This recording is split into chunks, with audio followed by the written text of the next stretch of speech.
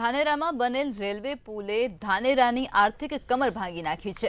પુલની બાજુમાં service road ન બનતા સરકારી બસ અને અન્ય વાહન બારોબાર જતા હોવાથી વેપાર ધંધાને મોટો ફટકો પડ્યો છે।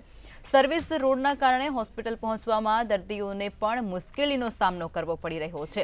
સ્થાનિકોએ સર્વિસ રોડ મુદ્દે અનેક વખત રજૂઆત કરી છે, પણ પરિણામ ન મળતા વેપારીઓ, ડોક્ટરો અને જાગૃત નાગરિકો દ્વારા રેલી સ્વરૂપે પ્રાંત અધિકારીને આવેદનપત્ર આપવામાં આવ્યું હતું।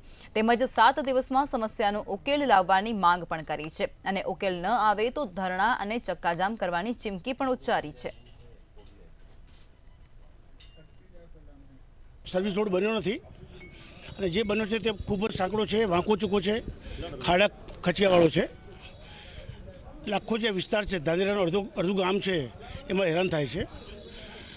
જે મુસાફરો છે, દર્દીઓ છે, એ જે અવર જવર કરે છે, એ લોકોને પારાવાર મુશ્કેલી અને ખર્ચ કરવો પડે છે। એક્સિડન્ટ થવાની શક્યતા ખૂબ વધારે છે। સ્કૂલમાં પણ હજારો વિદ્યાર્થીઓ ત્યાંથી જે પસાર થાય છે એની પણ જાનહાનિ થવાનો ખૂબ ડર છે। આ આખા ગામનો સળગતો પ્રશ્ન છે। વારંવાર રજૂઆતો કરવા છતાં પણ કંઈ નિવેડો આવતો નથી। અગ્રવાલ 3 રસ્તા સર્વિસ રોડ બાબતનો જે આવેદનપત્ર આપ્યું એ આવેદનપત્ર 7 દિવસની મુદત માગી છે, કારણ કે આ સર્વિસ રોડ વારંવાર અમે ધાનેરાની નગરજનોએ રજૂઆત કરી, પણ એ રજૂઆતો એમના કાગળ જ ઉપર પડી રહે છે। એ રજૂઆતોનો કંઈ નિકાલ નહીં થતો।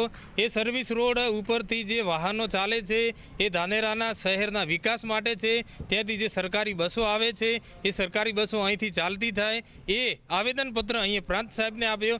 આજે બધા સંયુક્ત મળીને પ્રાંત સાહેબને આવેદનપત્ર આપ્યું છે ને એની અંદર ચોખ્ખો ઉલ્લેખ કર્યો છે કે 1 સપ્તાહની અંદર જો આ કામનું નિરાકરણ નહીં આવે તો આવનાર સમયમાં ઉગ્ર આંદોલન કરવામાં આવશે અને રોડ ચક્કાજામ કરવામાં આવશે।